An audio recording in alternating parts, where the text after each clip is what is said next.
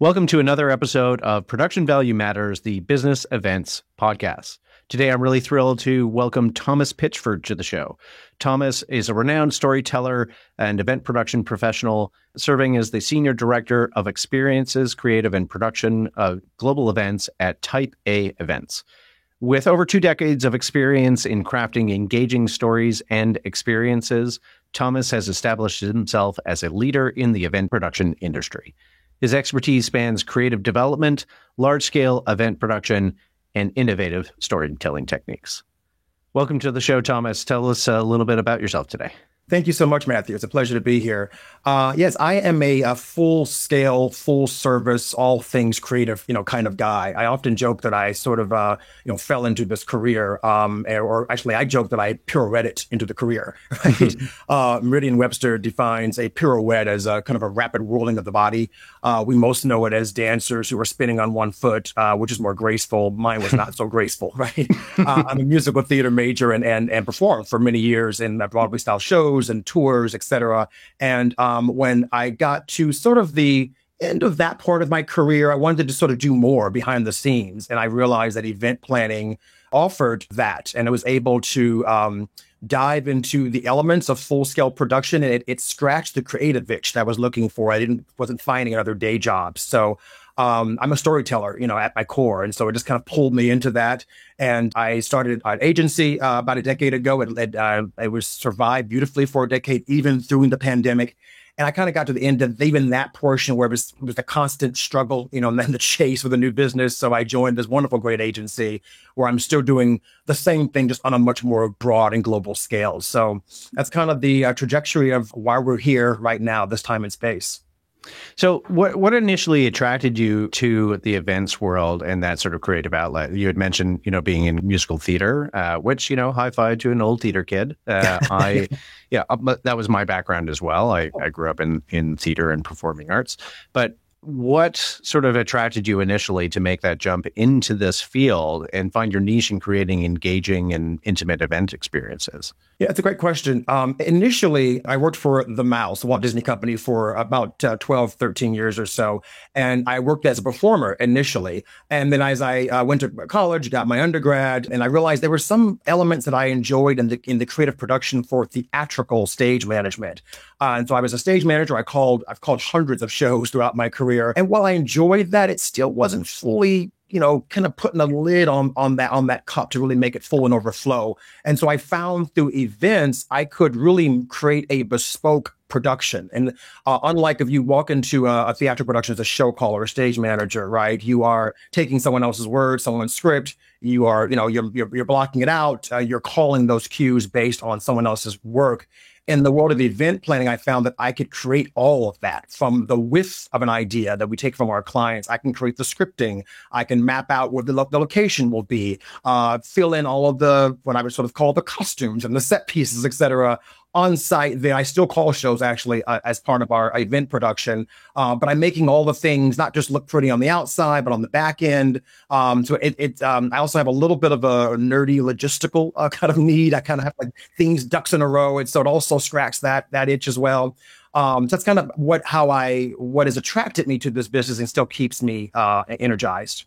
And so tell me a little bit about your role at Type A Events. You had mentioned, obviously, you're still show calling, you're still stage managing and sort of leading that ship.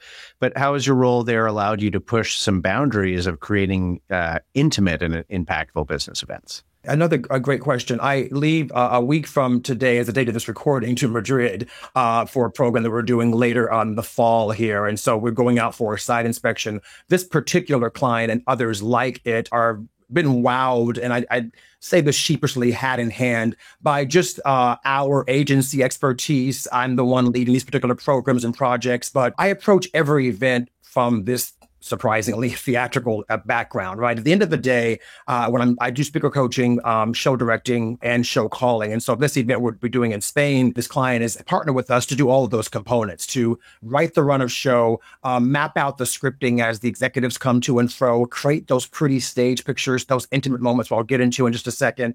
And then hopefully that will, they can deliver this wonderful product launch or content launch and then get that wonderful return on their investment. But you know this, right? The key components, I think, to making something feel intimate is looking at you and speaking to you, right? Talking to one person. I won't get political on this show, but there's one U.S. president who's still with us that people would say when they would meet him, no matter who else was in the room, it was as if they were the ones he was talking to. And many politicians have that skill set, right, to really make you important. And so when I'm coaching to my presenters on stage, usually they're the C-suite executives and beyond, I always tell them, talk to one person. And even if your image is IMAG'd and we're looking at, 15,000 people, of course, are watching you in this ballroom or this theater or this convention center, you're selling your product to one person. So I try to create those moments on stage I move the chairs in closer. I'll sometimes we'll satellite stages where I put them further back in the audience. So someone in row K, it has a front row seat to certain portions of the show, right? And it's always connecting to one person. And we just multiply that, many times over. And hopefully that will be successful, or it has proven to be successful, I should say, for our clients thus far. Yeah, I really love that reframing of the term intimacy, because I think a lot of people in our industry sort of think intimacy means close and pushed together in it. And I like how you're contextualizing it. And no, it's about row K. Row K needs to feel like you're talking to them specifically. And some people sometimes mistake that as in, I don't want to just talk to the guy in row K, right? I want to talk to everybody. But if you have the intentionality of your storytelling and that same intentionality of your design and how you present, then that guy in row K will feel the same way as the person in row A, right? That eye contact, as you had mentioned. I couldn't agree more. And one of the great kind of milestones of my career, I live in Los Angeles, and there's a huge theater called the Hollywood Bowl. It's 17,000 seats. And so when I was on that stage, it's 17,000 seats, not including the grass seats beyond. And so, yes, when you're on stage in musical theater, you want to emote a little bit larger, but ultimately I'm talking to you, Matthew, on stage. We're in this intimate moment. I might cheat out towards the stage or cheat out towards camera, which I do tell our executives to do. But yeah, at the end, you're saying the same thing. It's about, I think audiences, actually, let me not qualify that statement. I know audiences are savvy, right? We have now electronics and media right in the palm of our hand, right? And before we know it's going to be a chip in our brain. We often joke, but it's the reason that reality TV sells is because we're seeing people be authentic, right? We're watching their vulnerability. And I also tap into that to combine those efforts. So yes, logistically, let's create the pretty picture, make it intimate, but then also how are you presenting to someone, right? In row A, which translates to row K, which translates to row triple K, right? And so on and so forth. Mm-hmm. So I want to get into a question about, how you're using, and we've touched on it a little bit already, about that theatrical production and storytelling background to sort of achieve that intimacy with an audience. But before we get into some more specifics about it, I want to sort of take a little diversion and talk about how we sell this to our stakeholders, because I think a lot of event professionals hear what you're saying, hear the sentiment of it, and go, yeah, absolutely, I'd love to do that. But then they come up to an executive who says, yeah, but I've got to present some numbers and I have to include everybody and I have to do this, right? So how are you framing that to achieve that intimacy and dramaticism for that attendee experience, and how are we leveraging that value to the conversation leading up to the event? Another great question. Again, you're excellent at this. Not your first time. Thank you. I appreciate you. I can tell. So here, I'll explain or answer that question by giving you an example. When you're watching, and your viewers and listeners are watching any type of theatrical endeavor, television, they're going to go see a stage play or musical production, a film. You're always seeing every structure, including a corporate event, right, follows a certain structure. There's a first, second, and third act. There's intermission. Typically, before you kind of break the intermission in corporate America, you're going to go off for the break. You sort of leave with a little bit of a cliffhanger, so people are going to come back then and engage in the afternoon. But in every film, every show, there's some great shows I love.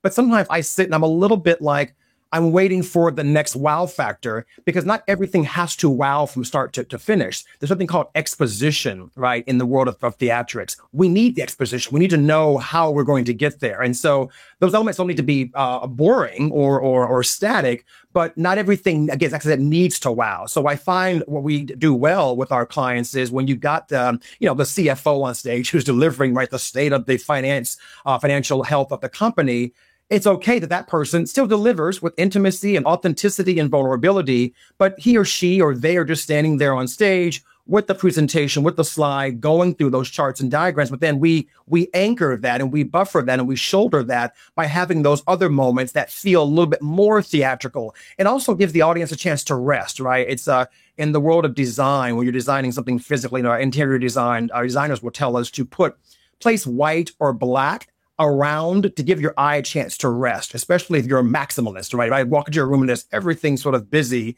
It's nice to have that moment to rest from it, and then we kind of go back into the wow factor. So that's how we have sold it in the past. And, results are everything. So when we have, I'm sure the first time many, many years ago, it's hard to remember back when a client was like, oh, I don't know how to do that. Let me show you how. I may even gave you some freebies back in the day for speaker coaching. And now they're like, oh, yes, we definitely need that skill set and need that element to make our shows successful. So talk us through a little bit of the process that you use for crafting that story for an event. Like, are there specific storytelling techniques that you employ to ensure that the attendee feels personally engaged and invested in the event's narrative? Another great question. So I often play this game with my colleagues. I kind of mirror what's happening in the world of theatrics with the world of corporate events, right? So take things like mobile apps, right? Or branding.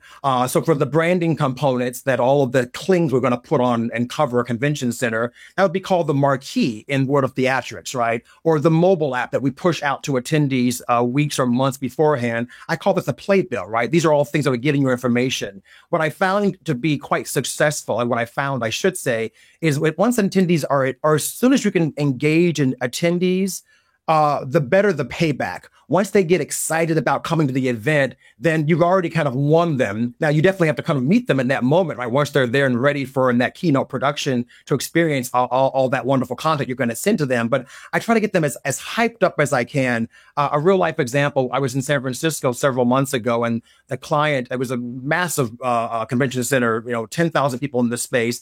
And we dropped the ropes for the keynote. Attendees, for the first time in my career, I saw them sprinting towards those front seats. And the client was like, what's going on? I realized, well, they're excited, right? We've mapped out all this runway of giving them all this information, little nuggets, little pieces, little vignettes. Sometimes we often will record executives doing stand-ups, what a newscaster would call them, but just kind of quick little primers, 30, 90 seconds about what's going to happen for the event. And we pieced that through LinkedIn and social media and other components. But they were so excited to kind of get there and watch that show. And so I was pleased by that. The client sort of thought of it more being a logistical issue. I thought, no, that's what you kind of want. You want to have the ropes there, and we're holding back the bay, because that's what's going to keep the audience coming back, over and over again.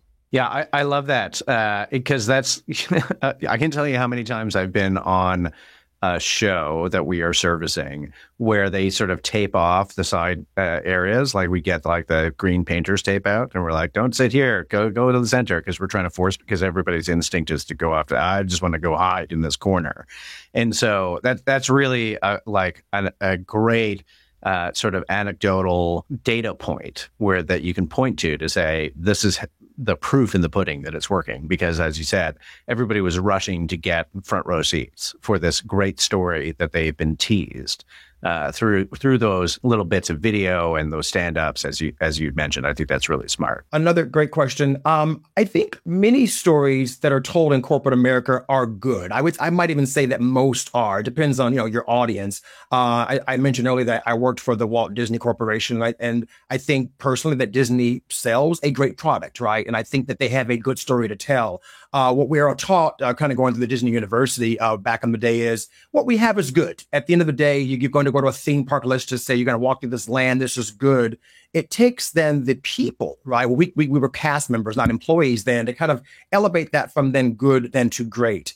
And I always kind of go back to it's the people, it's the presenters, right? It's the folks who are delivering this product. At the end of the day, if you're selling a really great thing that even people want, we know we want that product. There's an adage that sometimes things sell themselves, and that could be true, but is that going to happen Y over Y or year over year, right? What brings that audience then back to you? So when I'm crafting a story, I'm taking what I hope to be a good product, and the client has come to us and says, we want to launch this particular product, this thought, this concept. And then my elevation of that is pulling back the layers to identify the moments I feel are going to resonate with an audience. One of the good things is that when a client comes to us, and a new client, let's just say, I'm not in their world of expertise, right? I'm not in that genre, so to speak. And so I tell them, sell me on what you're trying to sell to your audience. Granted, I'm not your target audience per se, but if you can sell me a little bit on it, I can kind of go, oh yeah, let's pick up on something there. We often do a lot of brainstorming sessions, even in the world of virtuality here with modern technology. I'm on camera often, right? And kind of we're pitching things, ideas across the table. By we, I mean my colleagues and I. And an effort, again, to elevate that story then from good then to great. At the end of the day, we've seen some great stories being told by people presenting not so great products, right? There's some good storytellers out there who can sell you a lot of things that are not good for you. But at the end of the day, the components are the same, right? If a storyteller has good intentions, then he or she or they can deliver. If they have bad intentions, it's the same qualities it takes to deliver that great product. So I try to sort of tap into that, but it all comes back to the individual. I want to touch on the technology issue that you just mentioned and how, event professionals and storytellers are going to leverage that. And I want to step back into the conversation that you were just mentioning a little while ago about those stand-ups that you do, or those little bits of media hits that you do leading up to the event. And I want to put it in the context of, we just got out of a pandemic a couple of years ago. We're still recovering, still licking our wounds from that. And there's a debate going on in the industry about, virtual, hybrid, live, exclusively one or the other. Which I, on a personal note, think is the wrong way to approach it. And so I wanted to get your sort of thoughts on how you're leveraging technology and different formats in the formation of that story leading up to and after the event. Interesting. May I ask, what are your concerns with it? You said you had an opinion on does one work better than the other? Yes. Yeah. So, we got out of the pandemic and everybody was like, it's going to be all virtual all the time, or it's going to be all hybrid, and you better do like 68 cameras on site to do your event. You better be broadcasting it. And, what we encountered in the industry, and I think it was not just us, it was everybody, was like a rebellion against that. Everybody wanted to go back 100% to live, right? And then, I always personify it in, this is going to sound very silly. But there's this line from, I think, one of the Austin Powers movies after he's like sort of about beginning of the third act, before he sort of calms down and becomes the hero again. He has this great conversation about, being frozen in the 60s and waking up in the 90s. And he was like, look, the 50s were all about responsibility and the 60s were all about freedom. And now I'm woken up in the 80s or the 90s. And it's a great time because it's this a time of freedom and responsibility. And that's the way, it was meant to be a joke, but I always thought that was a poignant line. And I love that idea coming out of the pandemic. Like we were all live all the time. And before the pandemic, there was a lot of thought in the industry that we were, becoming stagnant. Like we always do it this way. And, that really evil line that everybody hates. Then we were forced by life and circumstance to only do things one way, which was on camera, turning live experiences into a TV show and a broadcast. And then we came out of it and there was a rebellion about it. Like we didn't want, I remember some clients looking at us as soon as we said, hey, hybrid, they would say, if you mention hybrid, you're fired, kind of thing. Yeah. And now that there is this sort of balance that has to come out. And why I wanted to ask you about this is you had mentioned that, the story doesn't begin on stage. It's not curtains up and downbeat, here we go. There was media created. There was teasers to that storytelling, which was what led into, as soon as you pulled the ropes out of the way, everybody rushed down to the front row.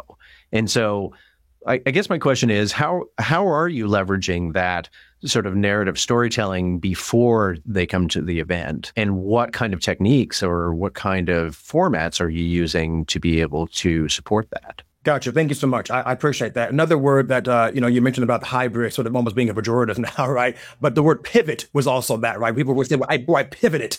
We pivoted during the pandemic. And now you can't say that anymore. Good conversation that we're having about that. Yeah, there is I find now, and is now found for the last probably, I would say 18 months or so, that people are itching to get back out again, right? At the risk of all the things, there's sort of new things popping up and, diseases, that are coming across just through the global travel. But there's no longer really a fear of that.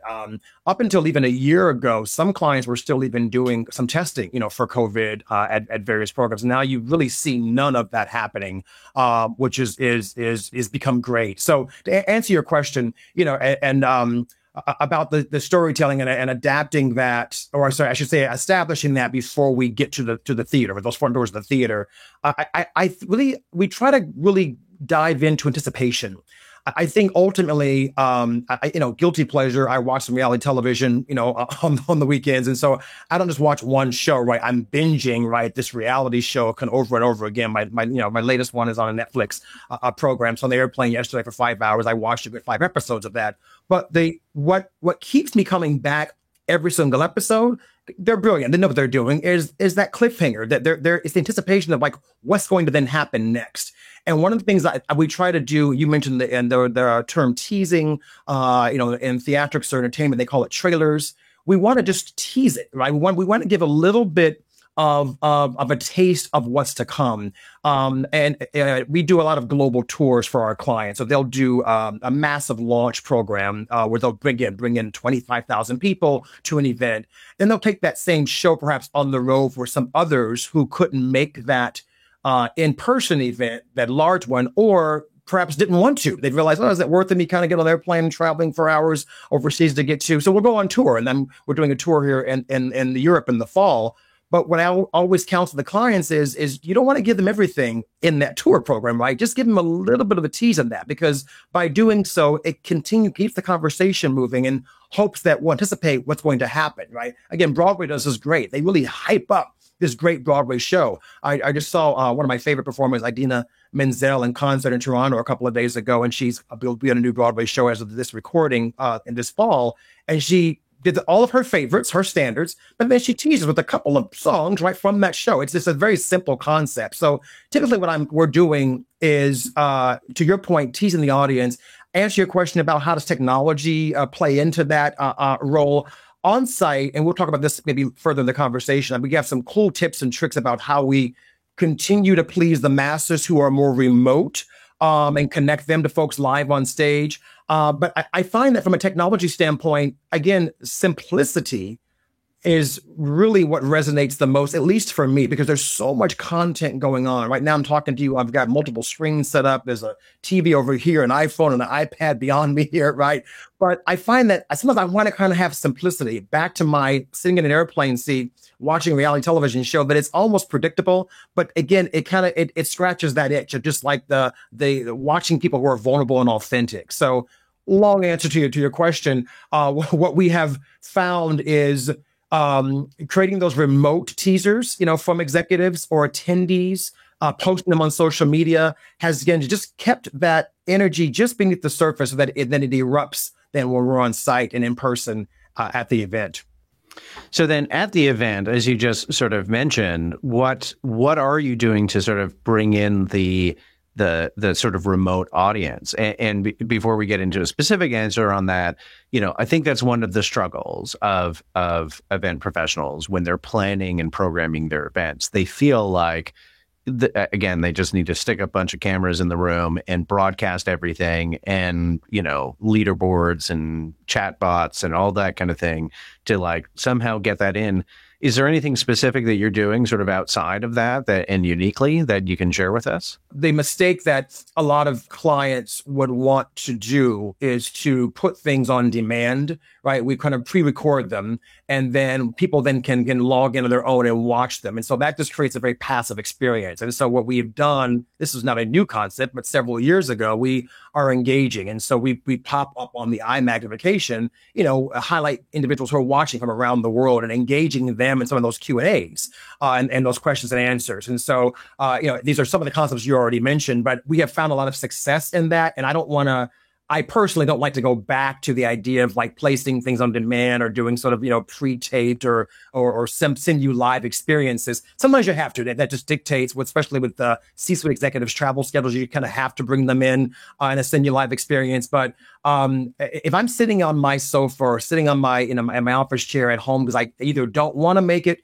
to Spain or can't make it to Spain for your event, then how are you engaging me, right? Other than just sort of the app or this Q&A or this virtual gift I might receive from a question, we have found a lot of success when, and we get permission beforehand, but, when someone has raised their hand remotely, here I am in Los Angeles, I raise my hand. If the event's taking place in Madrid, I'm now popped on the screen. I'm now speaking directly to that CEO on stage, right? So that element connects me to that individual in an impactful way. And then I'm seeing it on my screen here in front of me. I'm going to screen capture that. I'm posting on social media. But then obviously elevates, my level in social media, but also then helps sell the product at the end of the day. So authenticity, intimacy, vulnerability. We want to always make it about the person. I go back to the people, the presenter, and equally as important is the audience. This as being a performer, right? It's if you and I are on a stage, there's really three in the scene, you, me, and the audience. Bring them along on the journey. And I found that's been successful to us in the past.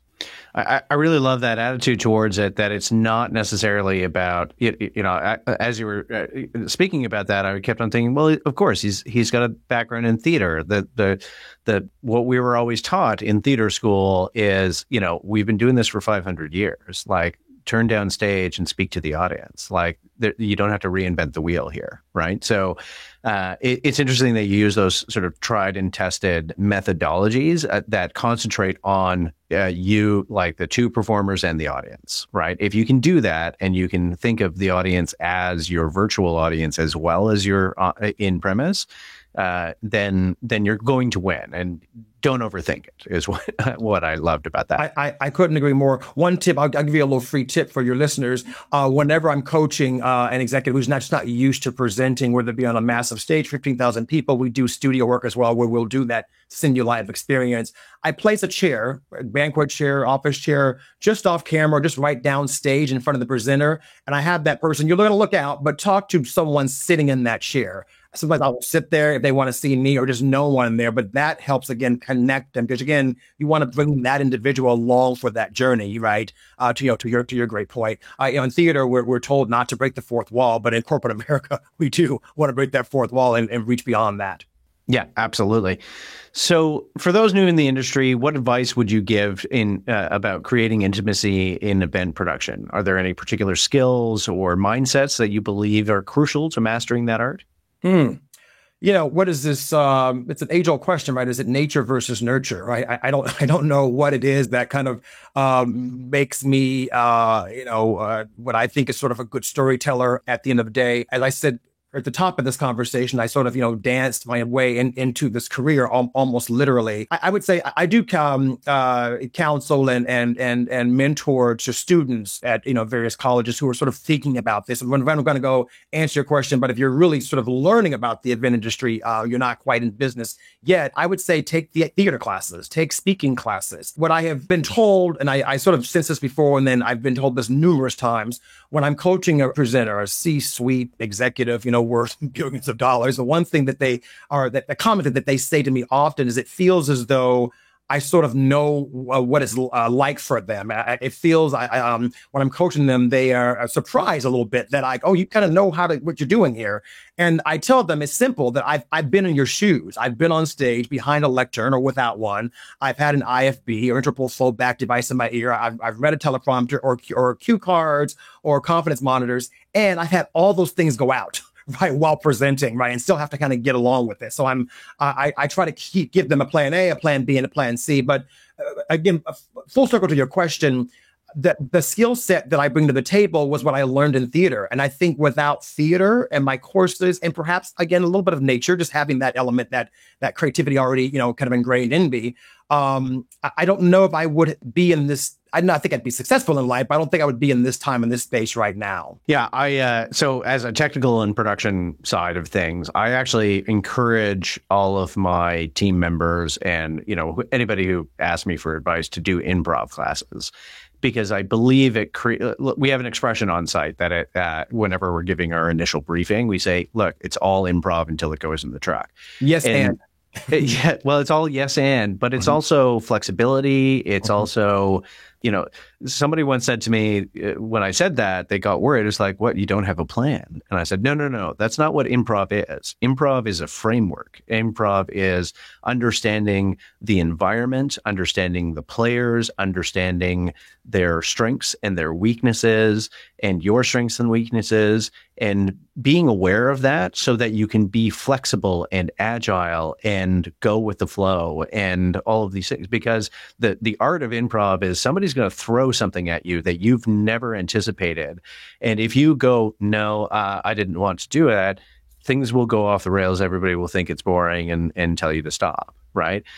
The same thing applies on events that, and again, technical guys, they're usually like, I press buttons, I connect this cable, and then I'm fine, like it's all science. It's like, yeah, but the art of it is improvisation. And so that's my big tip is always, go and do an improv class. If anything, to sort of get out of your shell, but it'll also train your brain to be flexible and agile. That's a very good point you bring up. And speaking of technology, right? I'm not a technician, but I know a lot of tech. In addition to calling shows, I've also operated a lot of boards. And there's a finesse to that. When I'm traveling, I usually like to bring my own TD along with me, but sometimes it can't happen. So when I'm on site, I'm always looking for in-house or local AV partners who understand the finesse and the art to even executing a cue, right? As a stage manager, we're giving that cue just a tiny bit before, but I'm kind of also I'm in concert, right, with my operators. And I know if I'm calling a go and it's taking that person a little bit long to process that and hit the button, I learned that pretty quickly. And then I'll call it earlier or later, depending on how soon they're tapping that, right? So those things absolutely are skill sets. One of the things that clients will, and I tease them a little bit, the ones that we know over the years, but when things go wrong, it's a live show. And I always say to a client, this is a live show. We have rehearsed it. We have mapped it out. We have done all the things, but like anything live, I could pay $1,000 for a Broadway ticket for a brand new show, and something's going to go wrong, right? This big machinery that they have concocted and put millions in is going to stop midway, right? They're going to, drop in the act curtain and make an announcement. But then the cast comes back on and you still get a good performance. So I tell the executives, when you're on stage, mic goes out, monitor goes down, call out, whatever it is. And back to my points earlier about vulnerability, the audience I found enjoys that when it's like, oh, this is a live show. This is something that's, they've rehearsed. It makes it more real. And the way you react to that moment, I think, creates makes you more genuine and likable. Yeah, absolutely. I'm 100% behind that. Again, that intimacy, that reality. One of my rigging teachers, when I was in theater school, once said to me, frustrating rehearsal for some big show that we were doing, and I was the stage manager, show caller for it. And I walked out backstage, and I was, stomping around the backstage, and he looked at me, and he said, "Are you okay?" And I said, I can't get it perfect. I can't get it right." And he said, "If you want perfect, go into film. And even then, it's a lie." And I went, that is one of the wisest things I've ever heard. So thank you, Thomas, for joining us today on Production Value Matters. I really enjoyed this conversation. Tell me tell the audience, where can people reach out to you if they're interested in following up? Well, I appreciate that. I am on probably the easiest way is on LinkedIn, Thomas Pitchford, Thomas, and then pitch like a ball, and then Ford like the automobile, right there. And so that's where you'll find all of my sub and jump links to other social media platforms. Excellent. Thank you very much for joining us. Thank you, sir. Production Value Matters, the business events podcast, is brought to you by Burn Production Services. To learn more about Burn Production Services and how we can achieve your business goals with meaningful event designs and elevated production value, head over to burnproductionservices.com. For tailored AV consulting, check out theavadvisor.com, where you can book a free 15-minute consultation. Also, be sure to search for Production Value Matters, the Business Events Podcast, and subscribe on your favorite podcast platform. Thanks for listening.